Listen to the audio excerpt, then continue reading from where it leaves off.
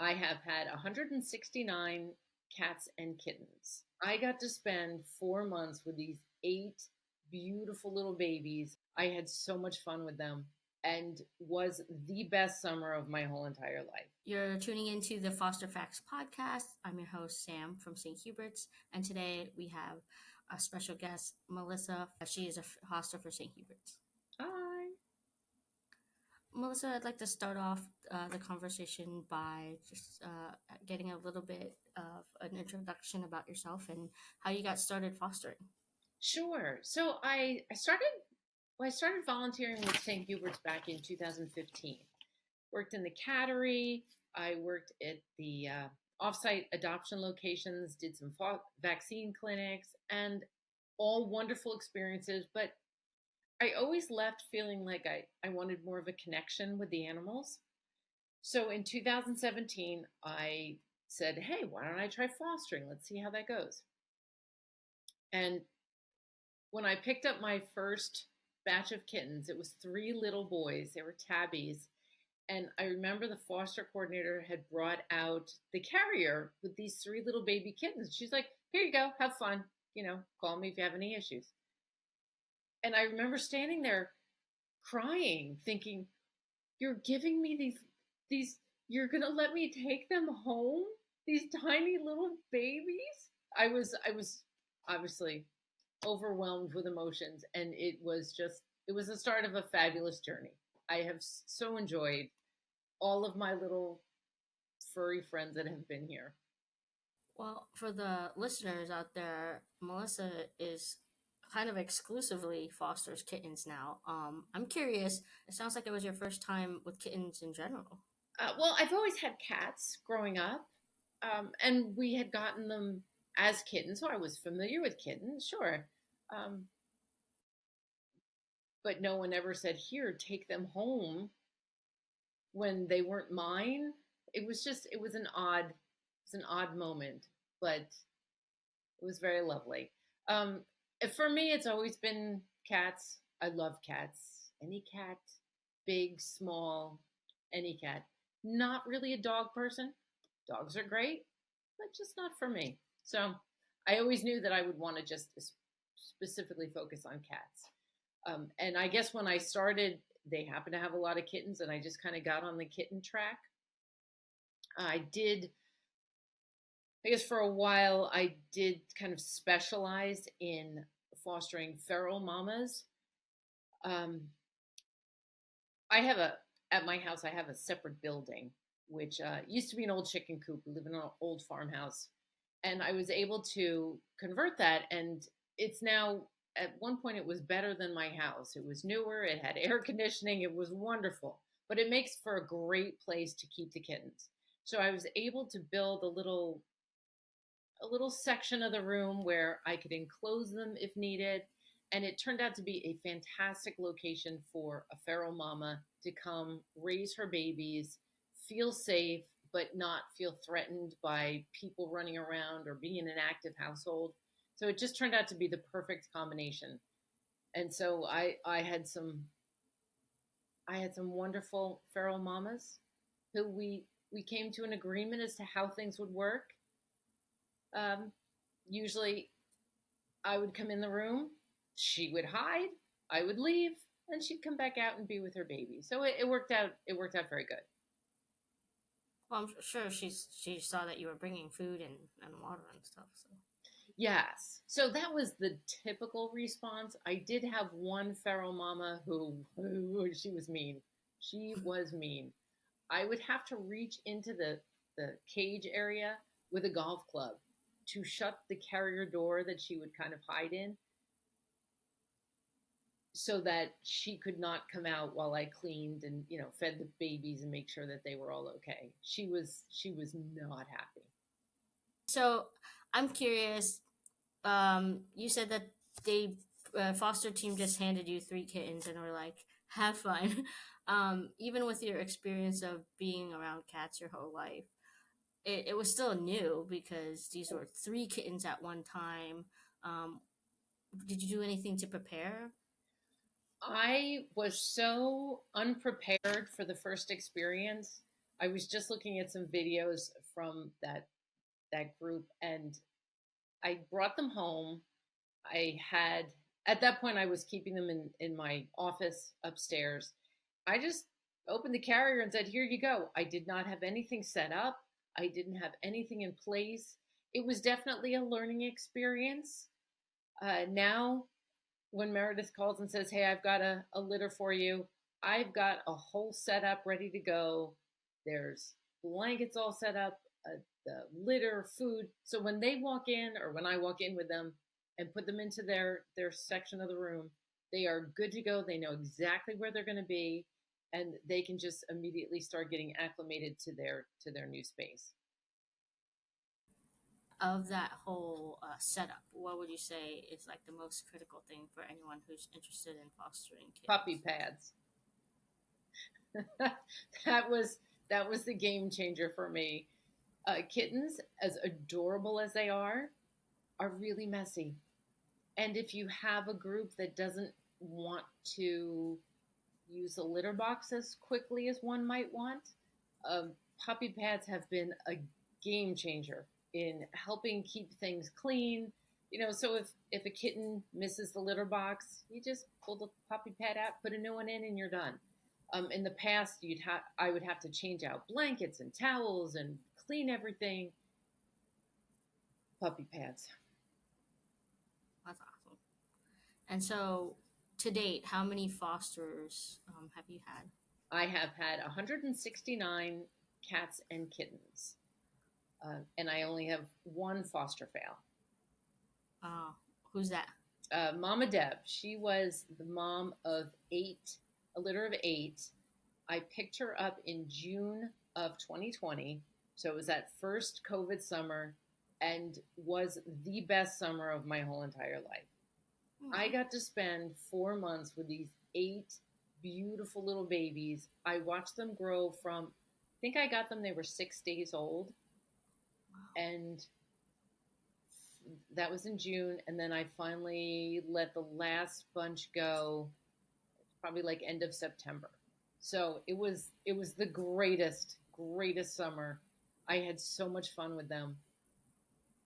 I like big litters.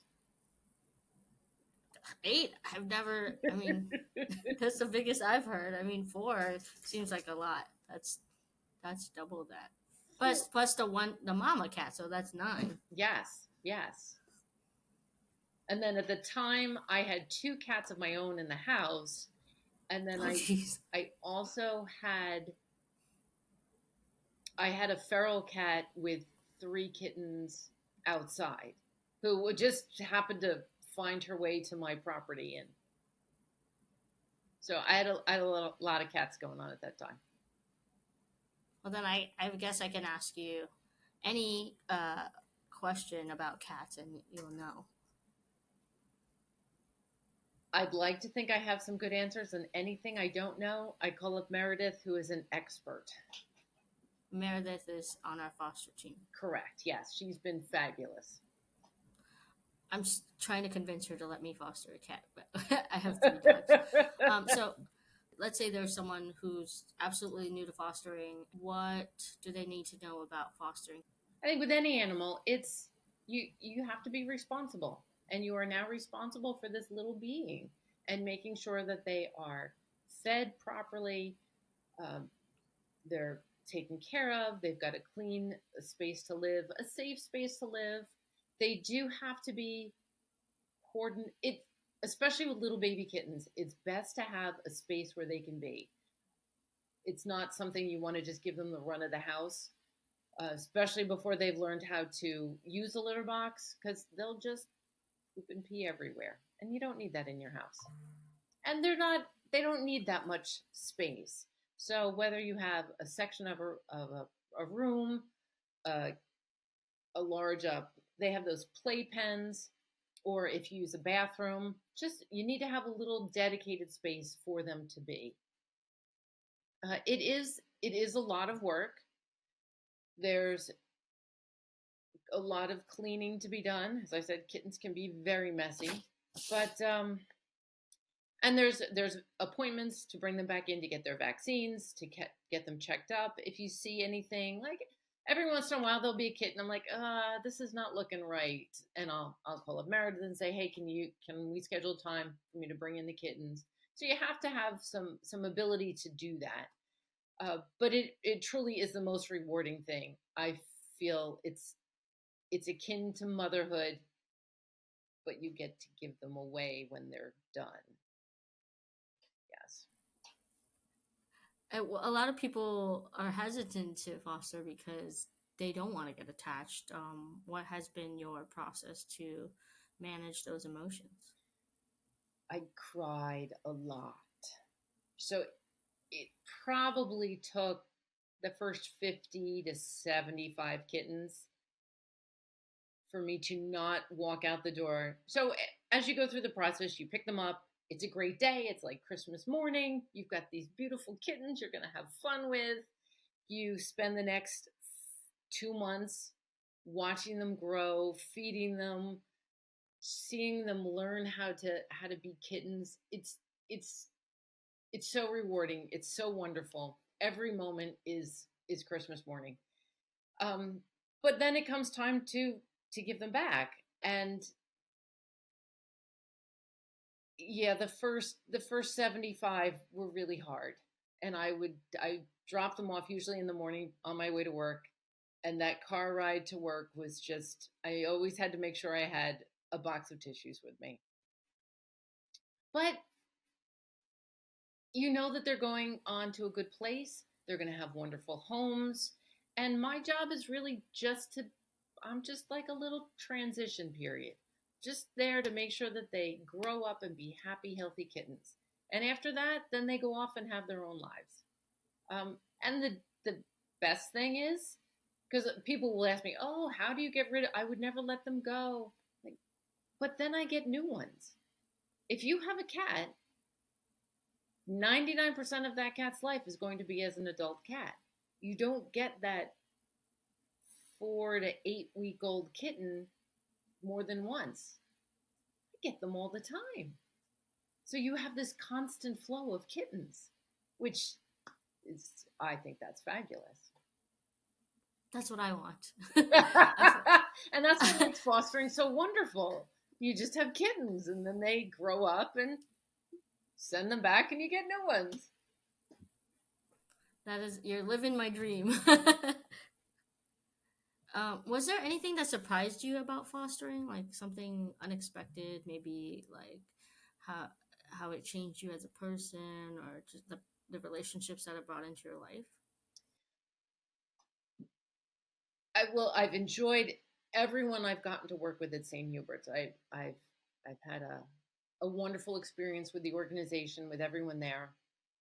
Personally, I don't have children, but I did find that this brought out that maternal instinct in me, and I always feel very protective of my babies, even though they're not mine and they're only with me for a couple weeks. But while they're here, those are my babies. So that was kind of interesting. We had a tree fall outside of our building where the kittens are in, and it blocked the door. And I remember when I saw that and I saw it come down, I'm like, no, my babies are in there. We have to move this tree. So, did you call someone? Oh, my husband it wasn't that big. We were able to just chop it off. I just in my head, I imagine like you called the fire department. My babies are sticking out, and then they open the door and they're like, I don't see any babies. Yeah, it is. So that has been very interesting from my perspective. Yes. What would you say to someone who's considering fostering, but they're kind of hesitant? I don't know, like what to expect. Just do it. They'll bring you so much joy. Understanding that it is a lot of work, and it's cleaning. It's a lot of cleaning, a lot of laundry. But they're so precious, and to be able to help these little tiny babies grow up to be good kittens is is so fabulous. And to watch them grow and run and play and learn how to fight and wrestle with each other, it's really it's it's heartwarming to watch. But it is work. It is work. You have to be there. You have to be diligent. And I would also say to anyone who does it, take your time. You don't have to take on every litter that is available. Do one and then take a little break. Then do another litter. Take a break. I was gonna say that, yeah. Like unlike human children, you could take a break You from can fostering, take a break, yes, which is which is lovely. is an advantage. Like I found a lot of fosters are people who typically travel either for work or for leisure, and they get the benefit of having a companion in the home, but still live that kind of life of like no attachments once they're done fostering.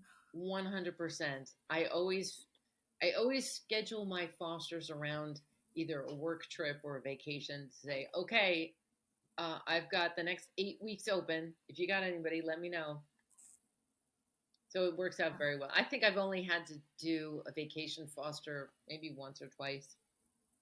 What is a vacation foster? Oh, Oh, like someone another foster is on vacation. yes. Oh, wait, you took one on vacation? I did take one group of kittens down to we had rented a beach house and I was able to take them down. So I did take them on vacation. But a That's cool. vacation foster in my world is if I have a litter that I'm fostering and I have either a work trip or a vacation that doesn't quite sync with the kitten schedule, then St. Hubert's has been great to work with me to say, okay, well, we'll get somebody to take that litter for the week that you're gone, or and then once I get back, I bring them back, and then they're mine again. Yeah, I've seen a couple of cases of that. Yeah. Pivoting a little bit, I would love to know if there's any memorable, I guess, fosters. I mean, how can you choose out of the 150? But surely there's someone who has like a really big part of your heart, or like a litter, maybe. It was definitely my COVID family of 8 with Mama Deb. She came to me. She was very skittish, just really did not trust people at all. She was a fantastic mother, did a great job. That litter was just they had the best personalities. I would go into the building with them and sit on the couch and they would all come over and just lay all over me.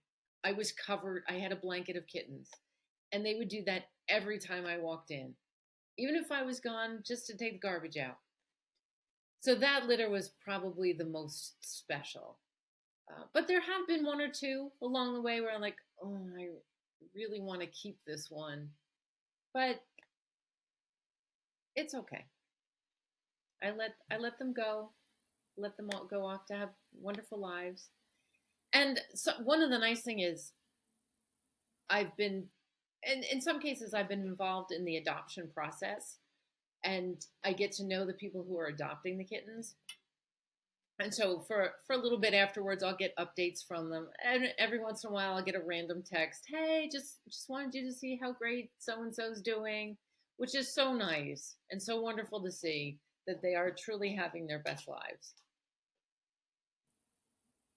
Is there for the situations where you're involved in the adoption process, is there something particular that you ask the adopter, or are there like common questions that they ask about the kittens? Um, so there we do have discussions about the kittens' personalities because you can see after spending 4, 5, 6 weeks with them, you can see what they're like. If they're snugglers, if they're the big cheese in the group. Um, a lot of people want to know if they're going to be cuddly kittens. So a lot of it's about the personalities and trying to understand which is the best fit for them. Does has anyone said like I don't want a cuddly one? It's No. no. so, so then do you need extra help with the I guess the non-cuddly ones, or just eventually the right adopter comes, or Oh, they are cuddly with that specific adopter? even if it's not a cuddly kitten, it's still a kitten, and kittens Hmm. get adopted immediately. I do try the moment I get whatever litter it is, whatever stage they're at, even if they're like 3 days old, from the very first day that I get them, I am constantly picking them up, playing with them, handling them, getting them used to that human contact so that when they do go to a family, the family the cat's already conditioned to know that this is good and this is good behavior, and yes, I want people to hug me and pick me up and touch me and pet me. So it's I try and instill that in them from the very beginning. That's great. Yeah. I just I think of don't. what I would want. I want to pick up my cat. Me So too. let's get them used to it from the very beginning. And if they're, what, 4 days old, they don't know. They don't care. No, that's great. That's why I want to have kittens, because a lot of people ask if the cats are like dog friendly, and we're like, they're adults already. Like I don't how when did they have the opportunity to do that? Like Exactly. they're typically strays, or or they were from a stray litter.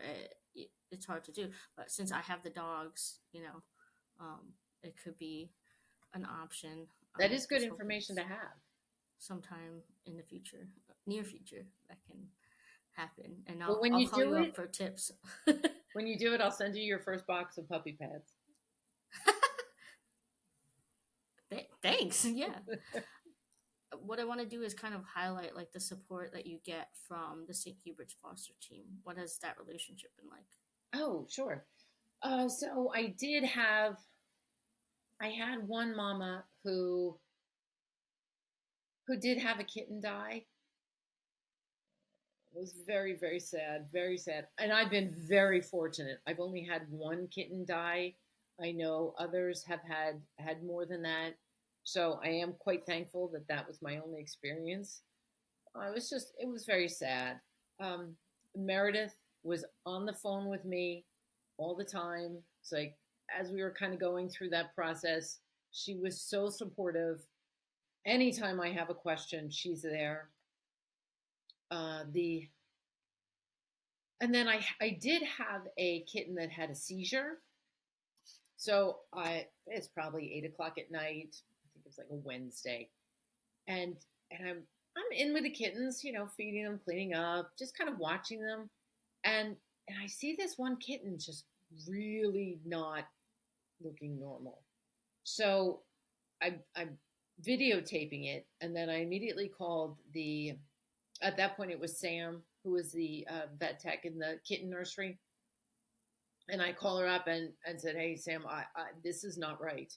So I rushed over. She happened to still be at the shelter. I rushed over with the kitten. They checked him out. Everything was fine. Um, I've had I've had such great relationships with everyone there. They've always been very supportive. If I have their cell phone number, so if something happens, generally yes, you start with the St. Hubert's Foster Emergency Line. But if I have a specific question, I know I can always call Meredith, and she's there to help me. But everyone I've worked with at St. Hubert's has been so helpful. Awesome. Was there like how has fostering changed your life? It's changed my life in that everyone knows me now as everyone always asks, "Hey, do you got any kittens? Can you send me pictures?" And I do get calls every once in a while. "Hey, I'm thinking about adopting. Do you have a good kitten?" Um, it's just a fun. It's so fun. I have enjoyed every moment. I couldn't imagine not fostering anymore. It just kind of fills that little part of my in my heart that needs to give love to something. It's part of who you are now. Yeah, It's awesome. and they're cute. So cute. So freaking cute. Think that when I started this job, I was like, that was gonna be my problem. My problem was like, I have to say goodbye to these awesome animals. Yes. Oh, there's so many wonderful personalities you get to meet. They're just, Yeah, they're just, they're so fun. So fun. Yeah. it's just like, oh, I when I don't get to do my like, it's like, let's say like I come and I take video of them or whatever, and then I don't even get a chance to like post it. They're adopted, and I was just like, that is the frustration of my job. Like I feel like a was it's like a first world problem. I was like, Yes. what? If that's your biggest problem, you're doing really, really good. People, I know, and it's not even me. Like I didn't do anything. But Awesome. I mean, I imagine it's harder for you because you are like it's like the mama, and you It's gotta say goodbye. it is hard, but it's worth it. It's worth it every moment. Awesome. So thank you for joining me today, Of Melissa. course. I had such a lovely chat. I expected no less than this amazing conversation. So, thank you again, and thank you for fostering. Of course. It's my pleasure. Well, this has been Foster Facts, and again, I'm Sam from St. Hubert's, and I hope this inspires you to foster.